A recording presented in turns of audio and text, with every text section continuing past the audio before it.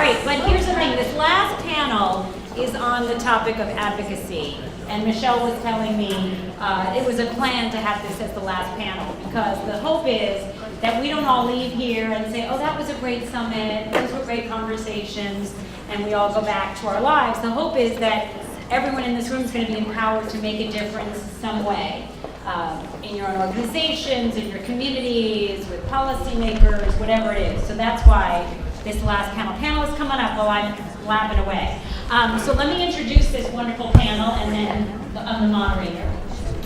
Okay, I sure will. Really important information. Very. The most important information is that dessert is in that. But let me just introduce. The moderator is Collier. Where's Ann? There's Ann. I've had the pleasure of getting to see Ann today. Executive Director of the Net Safety Collaborative and founder of iCanHelpline.org, the United States' first internet helpline for schools. She blogs at netfamilynews.org. She's going to introduce these wonderful panelists and really talk about the issue of what do we have to do to see more digital citizenship and media literacy in classrooms around the country. And you take it away. Thank you, Kelly. I think we're missing a panelist. I'm going to find her. Okay. Thank you. Michelle to the rescue. Well, we're on the home stretch. Yes. Oh my gosh, thank you guys. I just want to say a couple of things. First of all, thanks to the organizers for bursting the filter bubble, widening the circle of inclusion, bringing more and more stakeholder groups together, and modeling digital equity. That's what's happening here today. And in terms of age, too, because students are human beings, not human becomings, right? You know who gets the credit for that? A Danish sociologist. A shout out to Derek Larson for saying this is not just about the US. I'm going to own this. I worked on digital citizenship with young people representing dozens of countries at internet conferences in Vilnius, Lithuania, Nairobi, Kenya, Baku, Azerbaijan, Istanbul, and Geneva, Switzerland.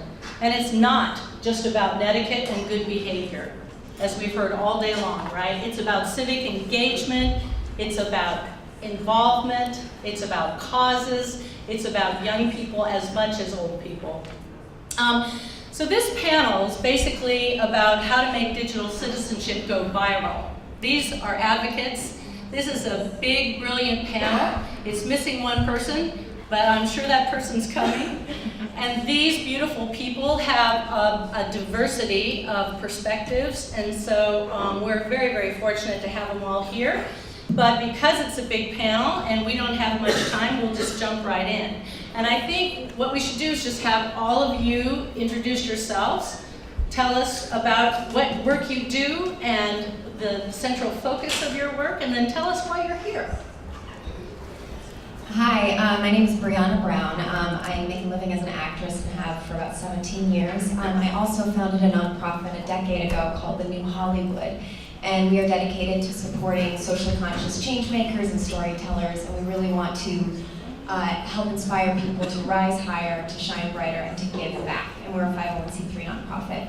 And the reason that this is in alignment with what we're doing is because I believe that the media is a megaphone for change. I also, from experience, know that the media attracts dysfunction and it can create dysfunction.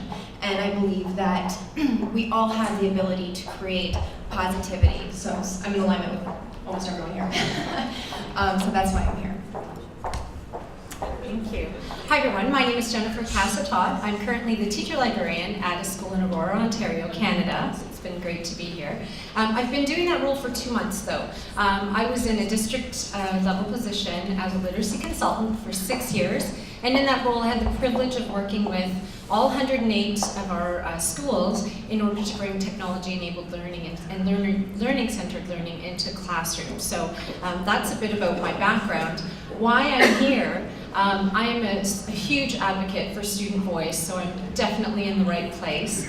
How I came to be here is I'm passionately in favor of digital leadership, and we heard Matt talk a little bit about that. I got my idea from a good friend of mine, George Kuros, which is the idea that we can use social media to empower positive change, and certainly a lot of people have been saying that here too. So I actually met Timmy Sullivan last year online and have been focusing my work on finding these students, these amazing students who are doing wonderful things online, and shining a light on them. And in fact, I'm working on a book where it's the voices of students that are going to be highlighted, so that we can celebrate them and know more about them, and as teachers, really use that in order to make change in our own classrooms. Hi, my name is Jennifer Forsberg. I'm the Director of Technology for the Bronxville School District in New York. We're about 30 minutes north of New York City. It's a suburban school. It's one building, K through 12. So all of our students and staff are in one beautiful building in the village.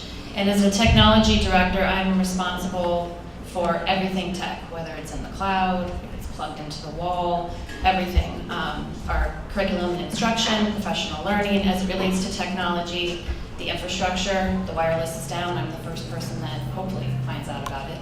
Usually it's from a teacher or a student who's using our network, which doesn't happen often, but it does happen. Why I'm here, I am passionate about digital citizenship, and I've seen it grow. When I was first a technology director 10 years ago, my focus was getting smart boards on the wall and training teachers how to use smart boards, and I didn't do anything with digital citizenship. It really wasn't out there. And fast forward 10 years, I'm trying to get the smart boards off the wall with different types of technology, and digital citizenship is a huge focus. In our high school, we have a student help desk, and starting next week, I'm having our students take over their Twitter accounts. We talk a lot about digital citizenship. I would like younger children to do that, but I can talk about that later. So I'm also here because I like learning from everyone. I like the variety of the different people that are here and learning from you, and I want to take some of your ideas and make them our own. Hi, I'm Carrie Whitehead. I'm from Salt Lake City, and I really wanted to do a 6-word memoir because I thought those were really fun. So my bio is CEO, instructor, librarian, writer, mother, and geek. Not a nerd like Derek, but a geek. What's the difference? Geeks are cooler. I'm just kidding. But I'm a librarian. I want to give a shout out to all the librarians in the room here. Wonderful. So that's one of the reasons I'm here. Is I felt like as a librarian, I was doing this for years and years, and it's great to see this wonderful community coming together in all sorts of fields and industries, learning about digital citizenship.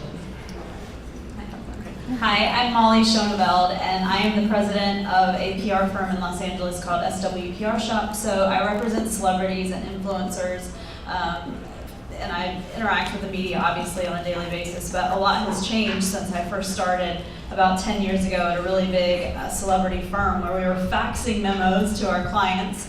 And now we've all had to sort of learn how to navigate the digital world so that we can teach our clients how to do the same. And it's been a really big challenge, but I'm here because I feel like I'm constantly being asked my opinion, and my clients will text me photos and captions and ask me if they should or shouldn't post or what they should say.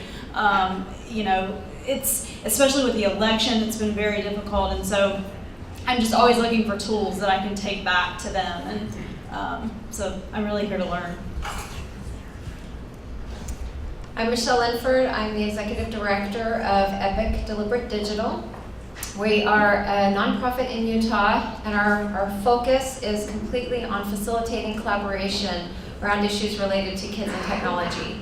Our organization played a key role in bringing the Digital Citizenship Bill in Utah, and we are working diligently to bring that concept of collaboration together, that cross-sector collaboration, just like what we're seeing here today, to change the culture around the system so that it's not just up to the schools to change the culture and become digital citizenship experts. We want to be able to have, in Utah, we want digital citizenship to be something that everybody understands because the chatter around them is just there. And that's why I'm here, is because obviously this cross-sector collaboration, and we're hosting next year's DigCit Summit in Utah. A little teaser there. I have permission from everyone else. That's exciting. So I want to come back back to that in a second, but first let's zoom in on this very different perspective that Brianna and Molly represent. I think, you know, we've heard a lot from educators, media specialists, nonprofits, and other amazing advocates. We're all advocates in this room, I think, really.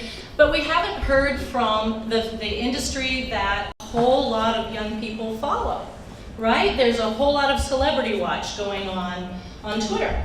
And in a lot of ways, celebrities, artists, especially, you know, musicians, and I think about my 19-year-old son and the hip-hop lyrics that he brings home and shares with us all the time. And some of it is really, really profound.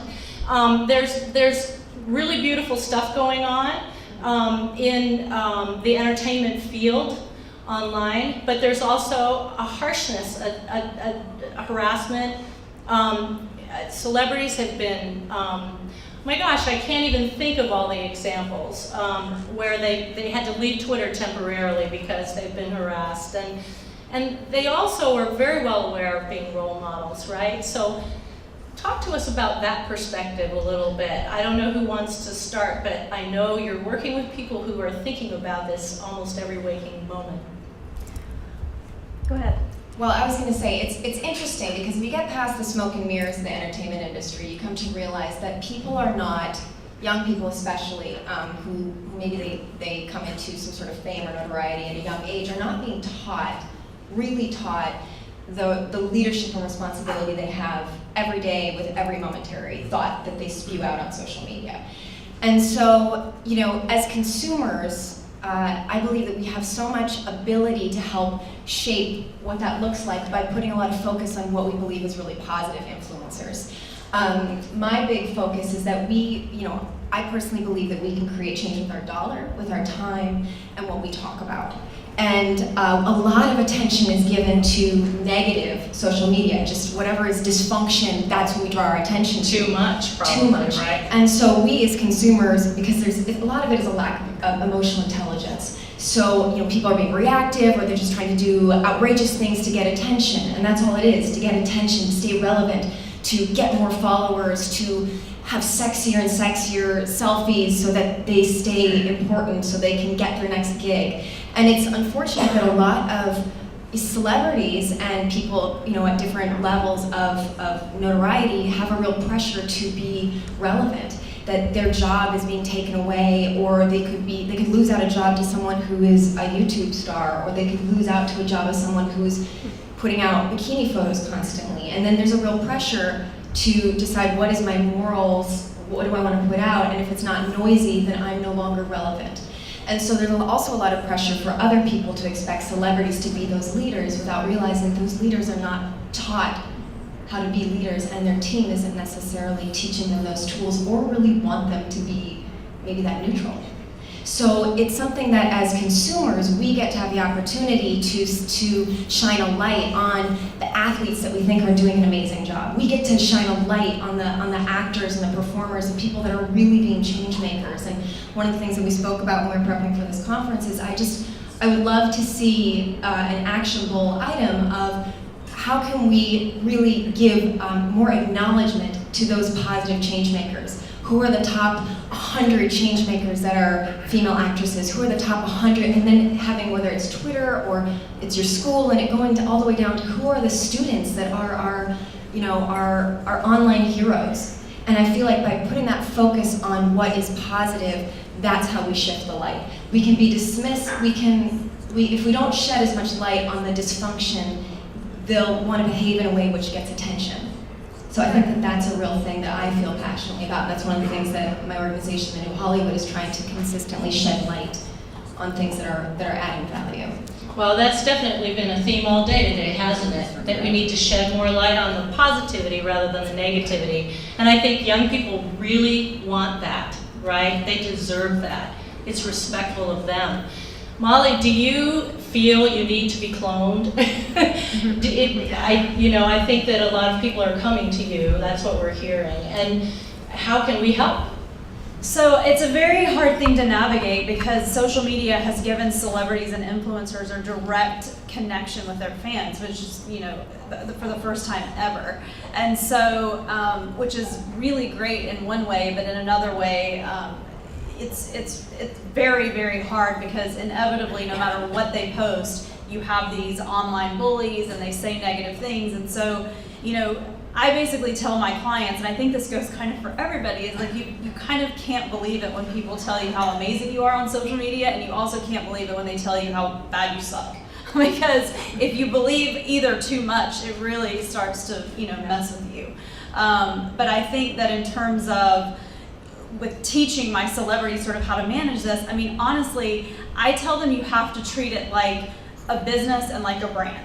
Like your social media, you know, obviously think before you tweet, but I mean, almost to the point that when you're crafting your captions or when you're tweeting out something, you're thinking about it even as much as if you were creating some sort of an advertising campaign of how, you know, what is the reaction of this going to be? And sort of playing out all the comments in your head before you even do it. And it sounds a little bit crazy to take it that far, but you really have to when you're at that, when you've got millions of followers. You have to do that, or there's just going to be, you know, backlash. Can I just say something about that? Yeah, please. I think it's interesting to see. I think it's great that we have this perspective adding to what we've heard today, and it really boils down to the same principles we've been talking about: media literacy. This is a media literacy skill, to be able to think deliberately before you, as you consume and as you create. So I just wanted to bring out that common thread. It's a skill that's missing at every level. Absolutely, and I, in the work that I do, I've been talking to, so I can imagine talking to Kayla's grade 3s, and I know I've talked to grade 6 students who have a completely different idea of what it means to be on social media, because they're connecting with experts, they're connecting with other classes, their voices are empowered. And then I talked to some grade 12 students who say to me, Miss, I don't know how to be positive online. Like, what do you mean by that? So there's this whole generation of kids that I think we've missed, we've done an incredible disservice to, because we haven't done that explicit work with. And so I'm excited for the opportunity that when this bubbles over and really takes form and we start to use social media in our classes in context to teach them what's appropriate and what's inappropriate, but also to be digital leaders and what that looks like, that we are going to be okay, I think. I'm hopeful about that. Carrie and Jennifer, did you want to add something, Brianna, or you're all set? Okay. I just want to pick up on this interesting question of personal brand management. It's something that I think we all think about as educators. And I remember an amazing piece of research on digital ethics from the Harvard School of Education, where the research director, Carrie, yeah, thank you, talked about this kind of hierarchy or typology of digital ethics, starting with consequence thinking, and which is consequences to self alone, right? And then the next one, the wider circle, is moral thinking, which is consequences to known others, to people in our social circles, family members, etc. And then ultimately, ethical thinking, which is everybody, you know, consequences to one's community, including people we don't know. And the Harvard researchers really teased out the fact that all of our thinking, and really I find with, you know, a decade and a half in internet safety, and I know Larry would agree with me, that almost all of the messaging has focused entirely on consequences to self, right? So we need to widen the circle. We need to be thinking about the impact of our actions on not just loved ones and friends, but also our communities and people we don't know online. And I think it's coming. I think it's going to be happening more and more as we sort of move thousands of years of social norms development into cyberspace. But in the meantime, how do we relate personal brand management, whether it's for athletes, entertainers, or you know, students and parents, right, to digital citizenship? How do we widen the circle? And I'd love to hear from our educators. In our district, we have, for our high school, so we have a new student help desk, and they'll be doing some more tweeting and they're blogging weekly, which is new for them. And one of the questions they had for me, they were very excited to do it, but they said, well, who's our audience? Who should we craft the tweet to? And my answer was, anybody. You don't know. It could be another educator, it could be a parent, it could be anybody. So that's part of their learning this year as they tweet their work. We also have our students creating digital portfolios, and as we were developing that last year, some of the questions came out from other educators. What if they say something inappropriate? And I said that's a perfect embedded lesson, is anybody can see this, your future college, etc., your parents, someone can see this. But I think a challenge for schools is how do we do this and sustain it K through 12. So I think there are pockets happening in our middle school. We have it in our curriculum, in the instructional tech curriculum. It's there, it happens every quarter.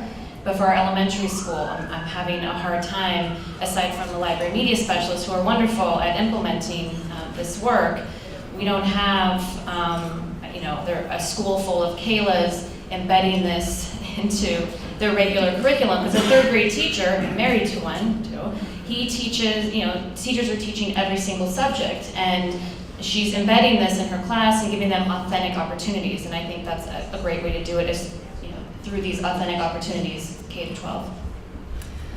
So on the consequences and way of thinking, I want to add to the conversation developmental stages. So I have a preschooler right now, and empathy is not, they're selfish. I mean, that's developmentally where they're at. And so when we talk about consequences and thinking and how this means the concept of something being a digital tattoo or a billboard is hard to comprehend at certain ages. So when I talk to him, I talk about, okay, well, when you do that, mom and dad feel this way. You have to teach empathy, and it sounds strange to teach empathy, but you have to do that and factor in those developmental stages. Your frontal lobe is still developing through your adulthood. And so we're asking, it doesn't seem always fair to ask kids to be thinking in that long-term way, which digital citizenship requires when they developmentally can't do it.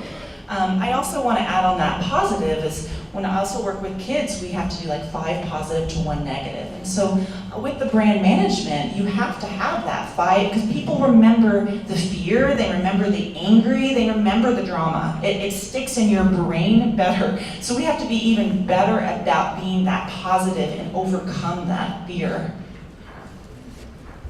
So big ideas.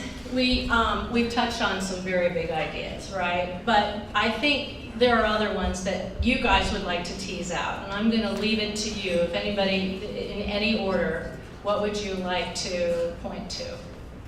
Takeaways for this group. I know for myself, there have been several opportunities where I've had people be bullies online.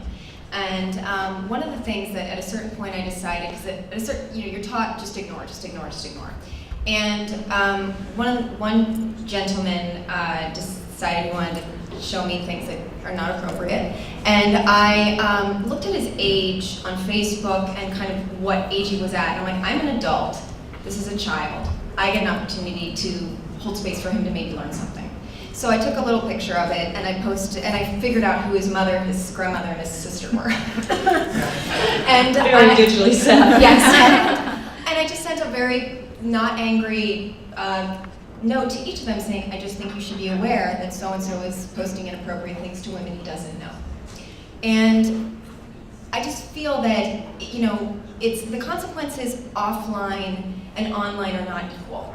And as adults, it's really our responsibility to teach young people appropriateness and give them the opportunity to learn from their mistakes and to be able to step into being a better person. And the same thing with how people comment, and I see this so much with adults and adult fans of mine and friends even, where it's a heated topic, and the way in which they speak to one another lacks love, it lacks empathy, and it's not coming from a place of real dialogue. So I think that what we get to do is really practice being a bigger person in all of that, and how we handle conflict, how we communicate. It's communication online, just like with written interviews, can be misconstrued way more than a radio interview or a live TV interview. So people need to be taught these different ways of communicating and conflict resolution. And just sort of to add to that, so I think it's so important, I think it was already mentioned today, that teachers are not afraid to be in online spaces with kids because it opens up the dialogue. I've had that same, so I run our school Twitter account, and I've, DM'd a student to say, do you want to maybe rethink that tweet? And if I hadn't, and there, and every time it's always been, oh, okay, thank you, because they just don't know what they don't know. And so, if anything, we need to of course there are risks to being online, but we need to be in those spaces to have those conversations and really take every opportunity we can for those authentic contextualized learning moments. Because if we don't, and as parents if we don't, where are they getting it? Right? I mean, certainly in Matt's school, they're doing that for each other, but we need to create a culture where it's okay to challenge each other respectfully, but in such a way that we are, accountable to being good people online and off. Do you get any pushback from parents in the school community about getting kids accounts in social media or classroom accounts in social media? Is there any sort of downside to what seems to me completely logical, authentic learning in this space? So in the experiences where I've worked with teachers and some of the stories that I'm celebrating in the book, they have all been very, very positive. So a class Instagram account in a kindergarten class led to an opportunity for parents to come in and learn about Instagram. And they valued that, and they valued the conversations that came out of that. In grade 6, these are empowered kids who are coming home. It changes the conversations at home. And I'm lucky to be in a high school where most of the students are over 13, so there's very little, they're on social media anyway. So what I challenge them to think about is not just the risk narrative, so how do you respect yourself, respect others, protect yourself, protect others, but how are you somehow showing, either following your passion online, or you're showcasing who you are in really positive ways, so other people can see how awesome you are online as well as offline. That must be an incredible relief for parents to have a chance to safely learn social media, in a way that's respectful and safe, emotionally safe. Maybe in a school setting with other people who have the same need and interest.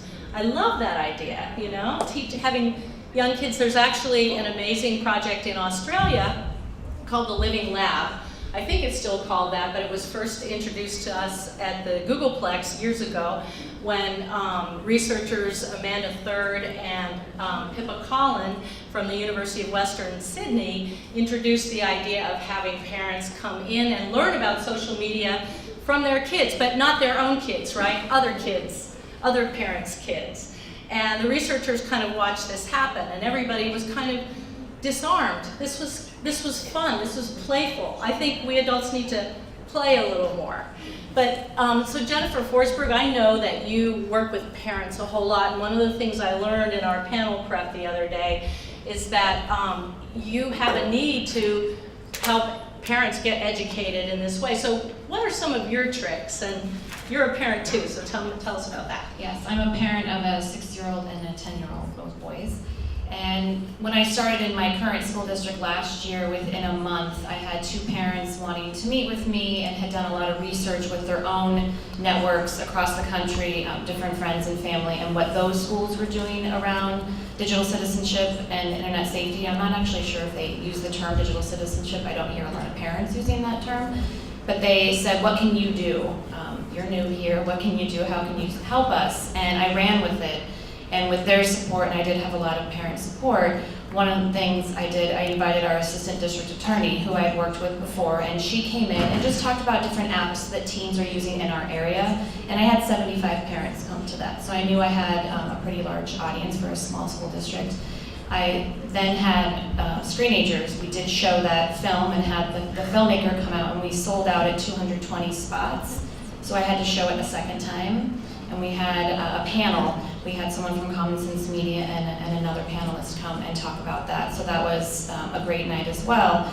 And I also went to different council meetings, and already this year, we just started school after Labor Day. I've already had 5 meetings with different parents from different committees who are interested in what else can we do. They're talking about book clubs, they want to read a book together, some nice books that are out right now.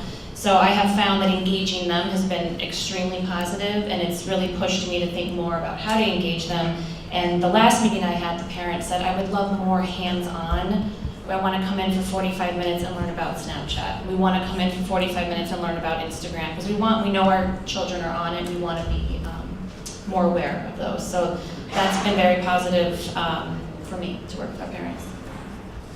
Michelle, you people at EPIC have really widened the conversation in Utah, and it would be nice to hear from both you and Carrie about why Utah is so overrepresented here. And it could be because next year we're going to have the Digital Citizenship Summit there, but I think there's a lot more to it. And tell us a little bit about that. Tell us about the law and EPIC's role, and I'd love to hear from Carrie after you about your role in that and how your experience has been benefited by all this fine work. So EPIC was formed after Jan Garbett, our founder, learned about a concept called collective impact, which is basically cross-sector collaboration. And in the philosophy of collective impact, the idea is to have people coming together across sectors and to have someone there, an entity or a coalition that can help facilitate that collaboration. And I think that has made a difference, because EPIC has no other role but to do that. So being able to facilitate those connections, we're free to do that because we don't have our own content that we're trying to, we don't have any other interest than just facilitating that. And I think that that's helped bring the energy that exists in the state together, and we're experiencing that at the national level. So that would be one takeaway, is if you're wanting to have action in your state, look for a way to have someone or a group of someone's focused specifically on facilitating that collaboration, so that when you have a policy change, I'm wearing the Media Literacy Now badge too, because we have boilerplate policy that can be implemented, that you have people at the ready who can help make that happen. And then the other piece of our focus is really emphasizing that. So we've got the top down and the bottom up. We have to have both. And so work on policy and the bottom up. And what we're seeing is that parents are overwhelmed and afraid. And when we talk to them specifically about the empowering principles of positive digital citizenship and media literacy, their whole countenance changes. And we're seeing that with teachers, we're seeing that with people. If you just plant the seed, then it starts to shift their energy. And a lot of that happens with one-on-one conversations at the grassroots, but I think that is going to be critical in the movement. Is that what you're seeing too, Carrie? Yeah, so I would add as a takeaway is being patient, and when you're working across sectors, business might want to work at a different speed than government versus nonprofit, and you're working within structures that have their own policies and own administrations and own mission statements, and it takes a lot of work, a lot of that one-on-one relationship building and patience.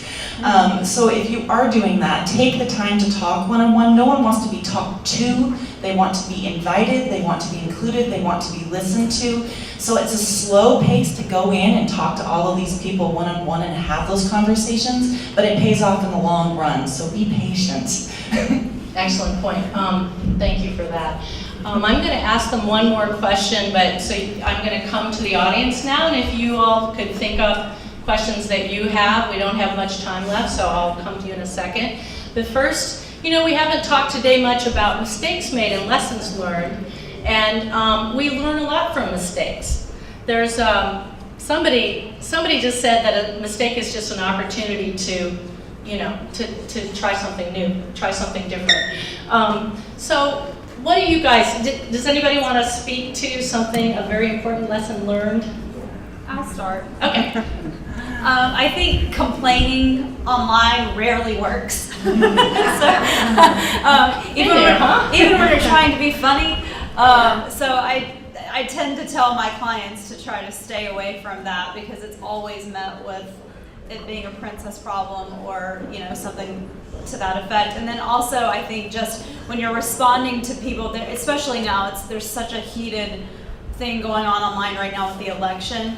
I mean, friendships have ended on Facebook over this, and I think just, you know, before you respond to anybody, I made the mistake of responding to my niece in a very quick, heated way, which is very unlike me, and I ended up apologizing, but it was definitely a lesson to like, whoa, okay, stop and like have a moment, let them have their opinion before you actually respond. Well, that sounds like social emotional learning.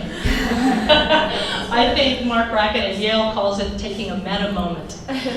Anybody else? I have a lesson learned, I guess would be in that category, kind of taking your own advice. So this happened within a 2-week period last year when my son was in 4th grade, and I had probably 5 4th grade parents emailing me or calling me asking about the app Musical.ly, which we've talked about twice already today.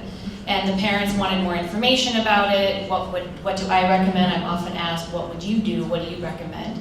And I did some research, sent them some links, and said, it's ultimately your decision. This is what I would do, but you're sure, you know, you're the parent.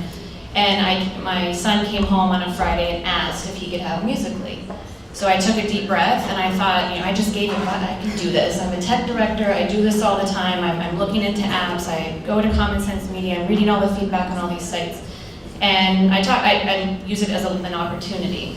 So instead of saying no, or saying yes and letting him do whatever he wanted, we downloaded it together, I created an account. So when you have a tech director mom, you have to go through all these different things. Poor kid. Your account's private. Why is it private? We talked about the reasons why it's private. So he had it, he actually just deleted it a couple weeks ago. I guess nobody's doing it anymore in my area of 5th grade boys. But it was a good opportunity for me to take a step back and all the advice that I give to others and doing that. And it was his first social media online presence opportunity as well. That was good. So one of our key learnings is if we're going to say, let's work with youth, we need to do it. So we did, when we first started, all of our collaboration meetings were during the day, so students couldn't attend. Last November, we changed that model. We did it in the evening, and we did a fishbowl activity where the youth were the ones doing the talking and the brainstorming, and the adults simply listened. And we've had several people talk about the impact that that had on them. So that would be, we use the phrase, not about them, without them. So that's my hashtag for the day, not about them, without them. If we're going to do this, we need to actually do it with them at every level, whatever we're talking about. That's actually the UN Convention on the Rights of the Child. It's enshrined as a universal right of children. Okay, I think, any questions from the audience before we have something else from the panel? Is everybody kind of ready to go to the after party? Anything else from the panel? We do have a little lightning round conclusion, but please go ahead. Sorry, I was just going to share a mistake, and it's from a parent perspective. So about 1.5 years ago, my daughter was asked at a job interview, what social media are you on, and what would I learn about you if I went there? And she really had nothing to say. And when I sat back and thought about it, it was my fault she didn't have anything to say, because I was that fearmonger mom who, you know, was just so worried about all the negative things that could happen. So when she asked me for a YouTube video because she was passionate about stop motion animation video, I kind of said, well, your face can't be on it, and we need a username that is not connected to you in any way. She wanted to have a vlog, and she wants to be a marine biologist. So we go whale watching, and I said, well, I don't want your face online. And I just wonder, and now I think my passion is, how do we help students, how do we as teachers not extinguish the passion of kids? How do we bring that forward and help them to be who they are online and to explore those places in guided ways? And so that was huge, very humbling learning from a mom perspective that sort of I now bring into my work. Thank you for that, Jennifer.